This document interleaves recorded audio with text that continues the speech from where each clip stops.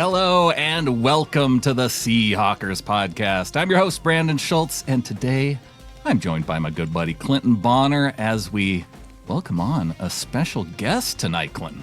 Oh, Brandon, this is a boy's dream come true, Brandon. Here I am once again, just smiling ear to ear because, dude, tonight, let's get right at it. Tonight, we've got Seahawks legend, LOB legend, future Hall of Famer. We got Earl Thomas coming on with us. And the best part, Brandon, is again, his second time back on the Seahawkers pod. I love it. Yeah. Met him out at the Clearwater Casino for the draft. And one of the cool moments, not just the fact that we were interviewing a Seahawks legend at the Clearwater Casino, but the fact that we were watching the draft. And at the time, Earl says, let me tell you about this guy named Jalen Milroe and how I want him on the Seahawks. And that was a cool moment.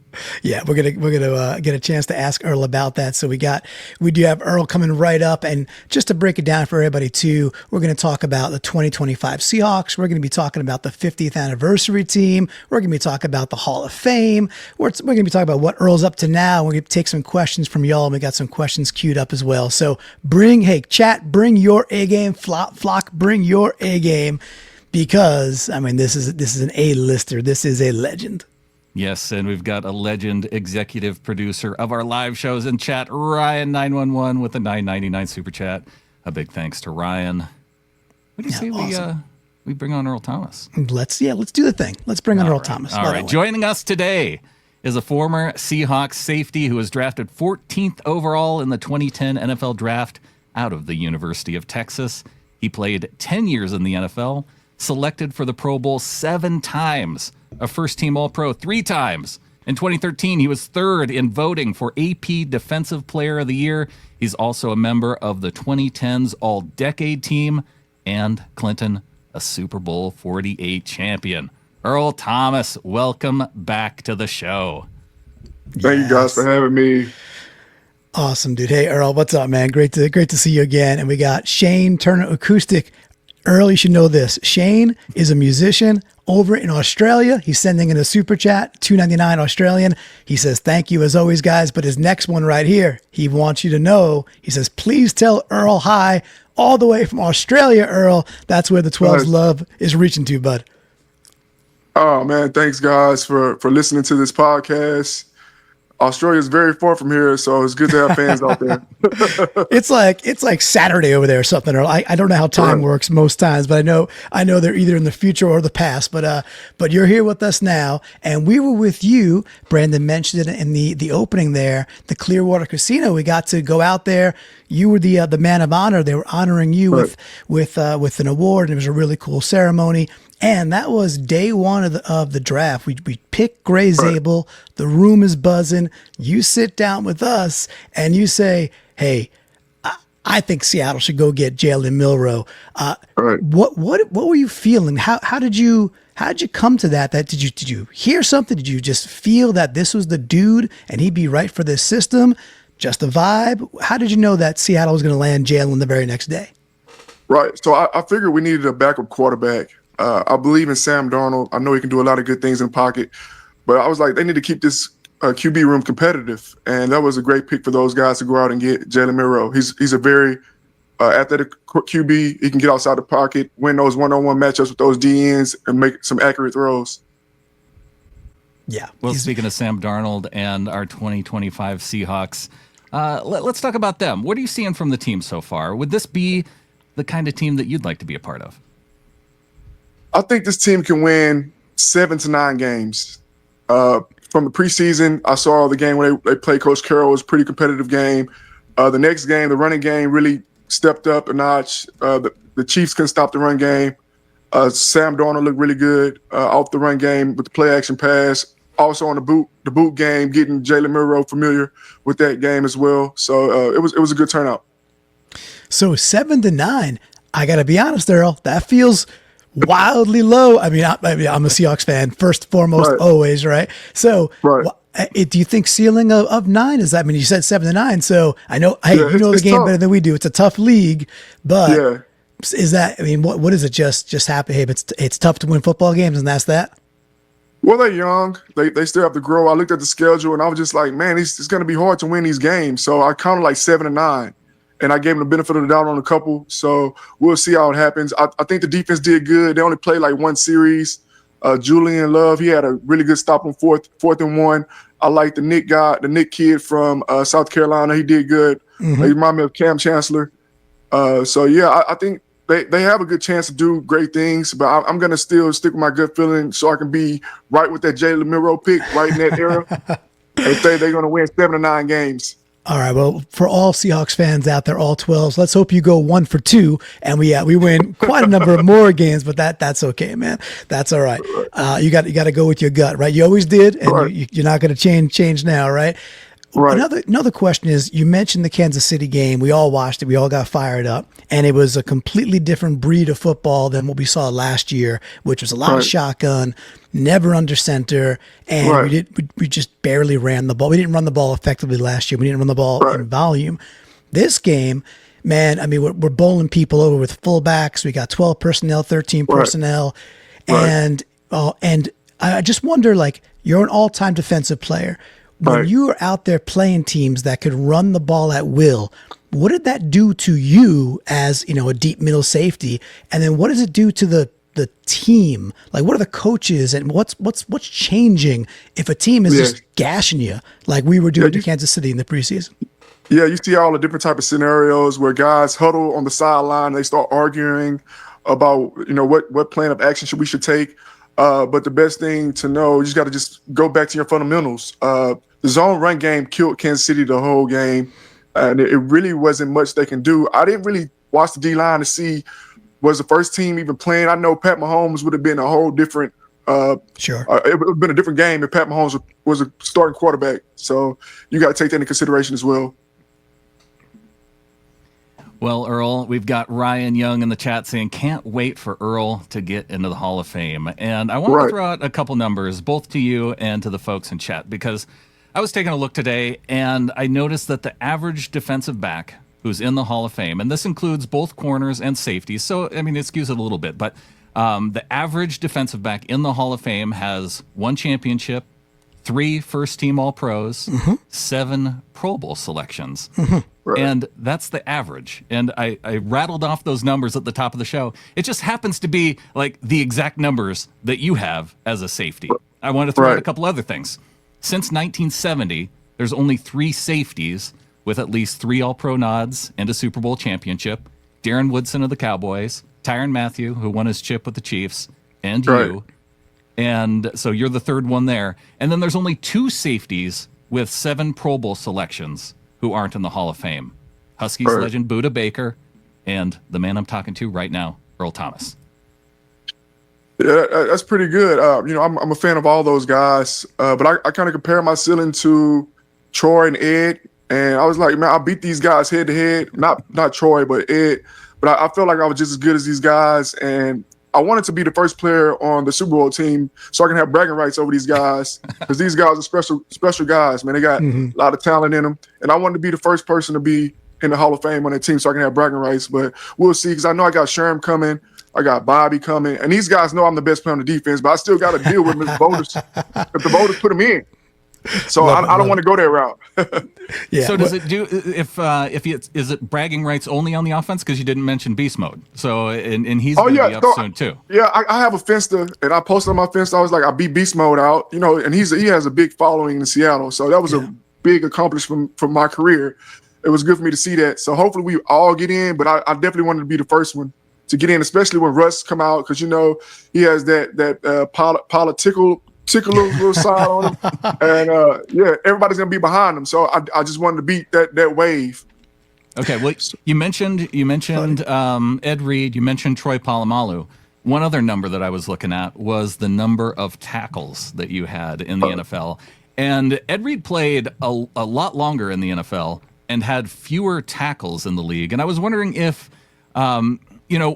especially when I think of that Legion of Boom defense, and you had KJ Wright in front of you, you had Bobby Wagner in front of you, you had Cam Chancellor, who was a big tackling machine, and yet you had more tackles in your shorter time in the NFL than a guy like Ed Reed. And What does that say?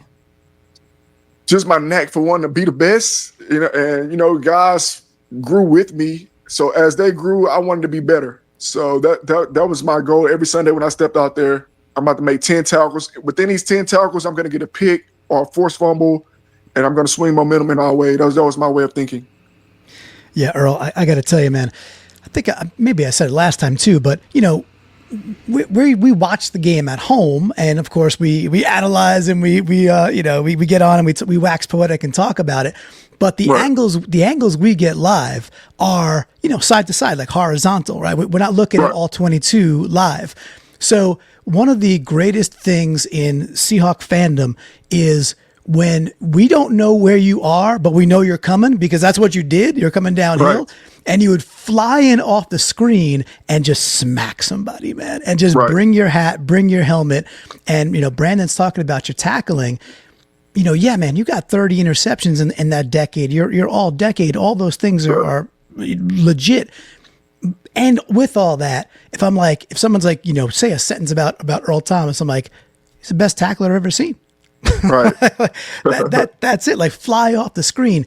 Was it instinct? Was there a combination of, hey man, of course you had it in you and you got that aggressiveness, but were you also coached in a certain way in that environment with that team that up-leveled you along the way in your career?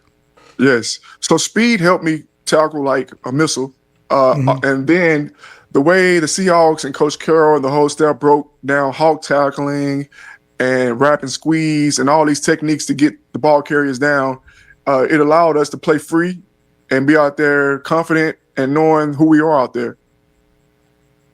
So one of the things that I didn't mention, Earl, is that you are a member of the Seahawks 50th anniversary team. You're honored by the Seahawks with that. And,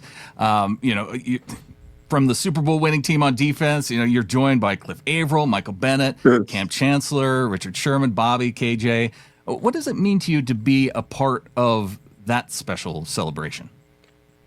Yeah, so I know our franchise is not that old, but I know we wasn't that good when I came. So for me to bring my teammates along with me, that was the goal, and that's what happened. Yeah. And so for the folks out there, the flock that might not know it, so the celebration is going to be week 5, right? So it's week 5, which is October 5th. I'm assuming you'll be back in Seattle with all those men, right? And what does Earl Thomas do that week? So it's Tampa Bay, Seattle. Both teams came in 1976. Both teams are celebrating their 50th anniversary. And yet we're bringing out our 50 greatest players, and you're a part of that. So what do you do? Who are you looking to hang out with? What's life like for Earl that week? Yeah, so Friday I have an event set up. It's a meet and greet. It's a paid event, so I'll be happy to get some money while I'm down there. Nice. Saturday, I think they have a welcome party on Saturday, so I'll be a part of that. And then Sunday I'll just show up in the suite and just watch the game. That sounds pretty good. I'm sure they'll honor me with my kids on the field, so I'll be doing that with my son. He's about to start football, so I want him to experience the atmosphere, and so hopefully it gives him a boost to keep wanting to be a better soccer player and a better football player. Nice. What positions in both sports? So this is going to be his first year of flag football, so we're going to go for quarterback and running back because I want the ball in his hands because I was an athlete, so I want him to get that athlete gene in him. Yep. How about soccer? Is he like a middle fielder or something? What's his fave? Right now, soccer, they just kicked the ball out there, and he scored like 7 goals against those kids. There you go. Out there, okay, so. He's a goal scorer, Brandon. That's it. He's a goal scorer. Same thing in football. I should have known the answer to that one. It's like, what does Earl Thomas' son do in soccer? Scores goals. All right. So if not, he's a goalie lets nothing in, right? The only other thing it could possibly be. One fun question about that weekend. Don't know if you realize it, but again, both teams are celebrating their 50th anniversary, Buccaneers and Seahawks. Seattle, we're going to be in our blue throwbacks. The Buccaneers are going to be in their orange creamsicles. So if you got to make a choice, what's the better kit, the Seahawks blue or the Buccaneers creamsicle? I'm gonna go with the Seahawks blue. I got to go with the home team. Nice. So you've been back in the community a lot more, the Seattle community a lot more lately. I know you're in Texas right now. You've been doing some coaching. What are some of the other things you've been up to in the area? Yeah, I've been hanging around my high school football team every day so I can keep my mind on football. Through my Hall of Fame trail, the football just lights me up. I just want to just stay around it. When I get to Seattle, that's going to be all on me. Other than that, just setting up events and going and getting paid, enjoying my family along the way. That's awesome, beautiful. Do want to give some love to Eddie McMillan from CEC Marketing, an ex-Seahawk and a really good dude. And he hooked us up when we were at the draft, and he got us reconnected. So I just want to give a quick shout out to Eddie because he's a good man.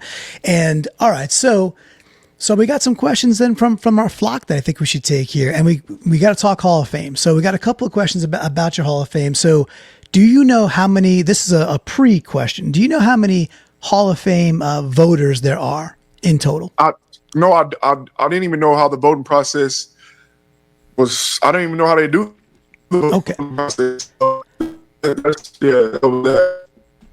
You guys know? Yeah, so we looked it up, because I didn't know either. There's 49, which is, I guess, whatever. 49 people. It's different writers and different select people. So let's say you got 30 seconds. You're in the room with these 49 people, and they're all sitting at a table. What's the one or two things you'd say to them, man to man or man to woman? Be like, this is why I need to be in the Hall of Fame. My angle. Oh, there you go. And now you're cleared up. See, we had enough people hit the like button, and now the connection's perfect. Earl, sit perfectly still because whatever you got, that's perfect. Yeah, for sure. All right, so we got a couple other questions then too. This one I think is pretty neat. So our buddy, his name's Griff Sturgeon from the Seattle Overload podcast, a different Seahawks podcast, really smart guy. He comes at it from this angle and says, "Hey, your first year and a half, they put you everywhere. Like you were down the box, you were in the slot. They have you out of deep safety. When did you or the staff decide, you are a deep middle safety, and that's where you were going to go the rest of your career and go dominate?" Yeah, I think after the first game versus Carolina Panthers, I had the game-saving forced fumble at the end. Then Russ and Marshawn ran the clock out at the end.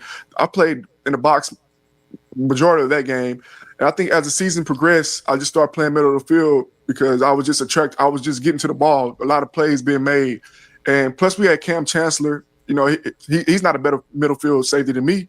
So we wanted to go to our strengths. So they put him down in the box, and he made some crazy, great plays for us. Love that. Yeah, very good stuff. You got a next one, Brandon? Yeah. So with the Seahawks right now, they seem to be trying Nick Emmanwori in a lot of different spots through this preseason. Do you have any opinion on where you think he would be best suited as a safety? I think he's a total athlete. He made one great play right before Julian Love's fourth and one stop because it was a for sure first down. But his body weight and speed was able to stop the guys just short of the first down marker. So I was like, I felt that through the TV. So he's going to be a guy that's going to be a 7-year plus guy in the NFL. He just got to stay healthy. Yeah, that's exciting. We like that better than your we like that better than your 7-win answer, Earl. I tell you that much. Oh, man. Bro, I gotta be honest, man. Hey, man, don't get me started, guys. I'm busting chops. All right, so you were famous for lots of things, and like the karate chop at the goal line to dislodge a ball, and then you got Cam punching the ball out. I think that was against Calvin Johnson at the goal line, where KJ does a little taparoo out the back, and everybody says, "Oh no, I didn't mean that." It's like scoozy. So, you versus Cam at the goal line. I mean, you guys are both masters at it. Who's better at that skill of getting that ball out? Well, Cam went to Virginia Tech. I went to Texas. So I'm a trendsetter. So I'm definitely going to say it was me. But the Calvin Johnson punch out, I made the stop. Cam came from a buzz technique, And as soon as I went low to chop Calvin Johnson down, he saw a window to punch. The ball came out, and KJ did that unsure thing, but it worked out for us. Yeah. So after the game, I got to ask you about that one too. So you guys are watching the replay, and it's clear as day that KJ just kind of like, gives it a little nudge. I'm still kind of confused about that, though. I'm still kind of confused about what was the rule and what they say could have went wrong. I'm just happy that it didn't go wrong. Yeah, right. Imagine if they called it whatever, safety, something back against you after you and Cam, team up for an iconic play versus. I mean, Brandon, think of that real quick. I mean, we got Earl Thomas, who obviously we believe is going to be in the Hall of Fame. You got Cam Chancellor, who put the league on fire in the way that you look at that position. He's likely to be a Hall of Famer. And you got Calvin Johnson, who's already in the Hall of Fame. Not a bad trifecta there, Brandon. I love it. I love that happened. I love that moment. And also give a shout out to Larissa, who is in chat. And she says, "Oh, I know Larissa." Yeah, sounds like she's got a little inside joke for you there, or an inside comment. And Earl, because we missed it earlier, we've got a good connection now. Hopefully the 49ers fan who had control of your internet has logged off by now. I want to go back to it. I want to hear your case for the Hall of Fame for those 49 people. Yeah, I hate to keep, because I know my teammates probably could be listening from the old team. But my Hall of Fame case is just all the hard work that I put in. I know I helped this team win the championship. I was a big part of that. Every year I bought it. I bought it to the team. I feel like I was the best safety to ever play the game. And my teammates felt that. I played with a bunch of 5th and 6th and 7th round guys. I was on the first rounder on the team, and I bought their mentality, and they fed off of that. And, guys was able to come up with their own characters through what I brought to the game behind closed doors. Yeah. Awesome. I mean, hey, you got our vote. So if they ever give us a vote, Brandon, then that's 2 votes to the positive. And you got to get 80%. That's the rules. We looked that up today too. You got to get 80% of that room. 80%. Once you make the finals? I think once you're in the finals, you got to get 80% of those 49 to say you're in. So I mean, getting out there, talking about that, and owning, hey man, the career and the stats and the what you did on the field speaks for itself, and it doesn't hurt. It does not hurt to like have in your back pocket what Brandon went through at the very onset to say, hey, look, the average person has the exact same stat line, and then by the way, this guy's out tackling Ed Reed by a long shot in less span of time, So we're just here to help you not only make that case, but be best prepared. So because man, of course we'll advocate for you, but of course, as you know, you're a man of action. You got to advocate for yourself always as well, right? Yes, sir. And I know I'm gonna make it. It's just a point of win. So whenever that time comes, I'll be prepared. I'll have my little speech ready. Nice. And I'll represent Seattle really well. I got one more question for you, Earl. So a quick story, and there might be some people out there that are probably joining for the very first time, are going to hear this later tonight or tomorrow for the very first time, that don't know me, don't know Brandon. They certainly know you, and that's why they're here, but they might not know the Seahawks podcast. So I grew up in New York. I grew up in Long Island. I went to UConn. I live in Connecticut still, so I'm all the way over on the East Coast. I'm pretty close to Shane Turner all the way over in Australia because he's in Saturday, but. So we get you guys win the Super Bowl. It's amazing. I've been a fan since I'm 5 or 6 years old. We get a huge snowstorm the day of the Seahawks, the parade in Seattle, the Super Bowl parade. I'm out there shoveling snow. I'm listening to like ESPN radio. It was. And listening to the parade, and I start breaking down, grown man, crying in my driveway because it was so freaking impactful. I was like, I can't believe it was worth it. You mentioned it earlier, like, as you got to the team, you weren't very good. And by the way, in 1992, they were a 2-14 team. Like, there was a lot of struggles. That's why you see all these guys on the 50th list. Like, you got active players that's on the 50th list. Right. So I was like, it makes me want to say, hey, Earl, I see Walter Jones and all these guys. They're not better than me. I should be in the Ring of Honor. Like, I didn't see too much of Steve Largent, but if you put Steve Largent on Sherm and I'm in the middle of a field, like, that's a Dez Bryant game with somebody like that. Like, that doesn't happen. Well, did you see when Steve Largent who was the Bronco that he blasted, Brandon? Was it an interception or something? Yeah, he tackled somebody? Yeah. Oh, Okay. he didn't just tackle him. He became you. I'm telling you, bro. He got to keep on doing it every Sunday, though. Yeah. Well, yeah, but he was, hey man, he was the first player to ever get to 100 touchdowns in the league. Nice. 100 reception touchdowns. So he's an all timer as well, right? Right. I understand. But I love your take that, hey man, you are like, you're watching the 50th. Like, we got players that are playing right now. They're putting on that. I know, it kind of like, should I even go? But I'm going to come. Oh man, of course you should be there because right. I mean, we all know that there are different tiers to that 50, and I think any Seahawks fan worth their salt is going to be like, yeah, you are upper echelon within that 50, and these are all significant players. But so I'm here crying. Brandon. I'm shoveling my driveway. I'm crying like a little baby, although I'm a grown man, because of so much joy. And we had a question from a Rising Hawker in our Discord, who's Jason Turner. He said, of the Super Bowl parade, Earl, is there a memory, a time, some feeling that you keep with you in your heart? Just something that happened with a teammate or a place you were in? What is that memory, man?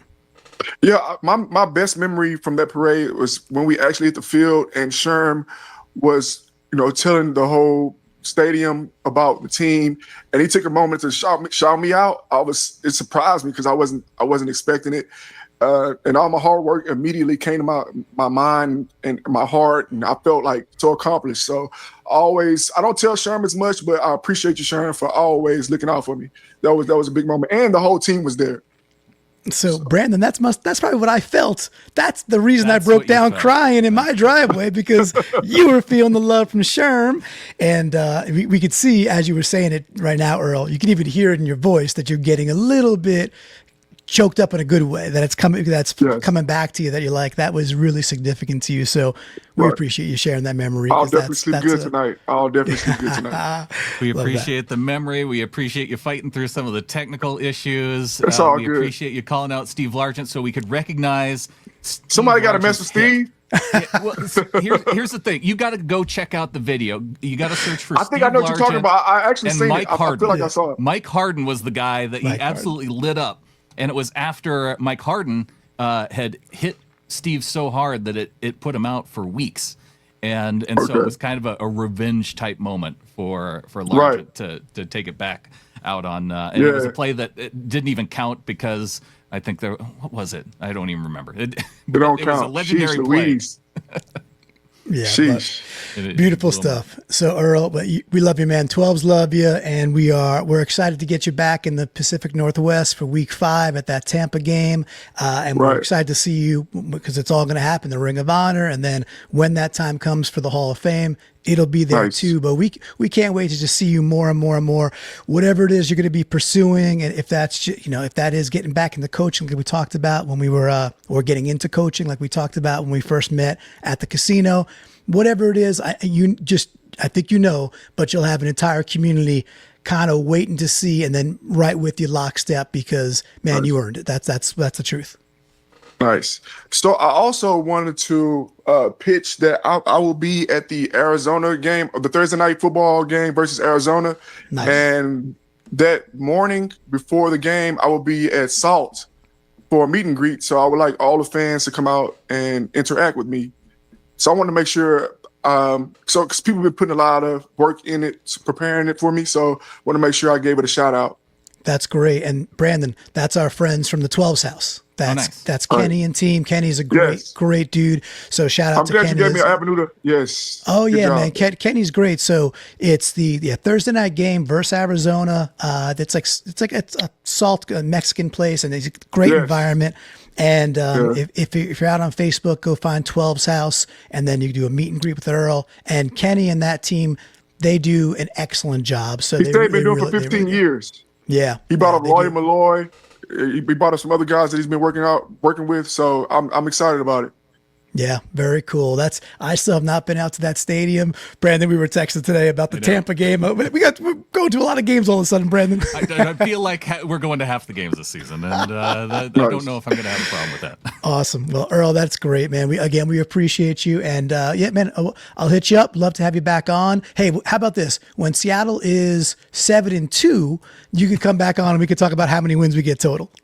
Right. So 7 wins, 2 losses. Yeah, when we're there, you come back on. We'll talk about how high the ceiling is. It's going to be a battle. I feel it's going to be up and down. It's going to be a lot of 1-1s. It might be. Look, right. we know the NFL's tough. Games. I think we're going to see a lot of close games with this style of running the football, playing defense. So I think I see what you're getting at, Earl. There's going to be a lot of close games. Hopefully, we come out on the positive side more than we don't, though. Yeah, it's going to be up to y'all defense, bro. I really believe in this quarterback that we got from Minnesota because I kept up with the season last season, and when he came to Seattle, he had an amazing game, bro. His feet was on fire. Yeah. So hopefully he have that same action off the zone run game, and it opens up the play action game. And Jigba's probably going to be his best receiver. I'm not sure it's going to help him out, but we'll see. They can't be one-dimensional. Yeah, so man. See. Well, love it. I think that's a great place to leave it, Earl. So we'll talk to you very, very soon. And thank you, man. Thank you for making time. And we'll chat again, dude. All right, bro. Thank you guys for having me. All right. Thanks, Appreciate you coming on. A big thanks to Jason Turner, who says, love you, Earl. Pork Adobo saying thank you, Mr. Thomas. And yes, a big thanks to Seahawks legend. And how about future Hall of Famer Earl Thomas? Let's get there, Clinton. Yes, let's get there. Brandon, I think with that, there's only one thing left to say. Go Hawks. Go Hawks.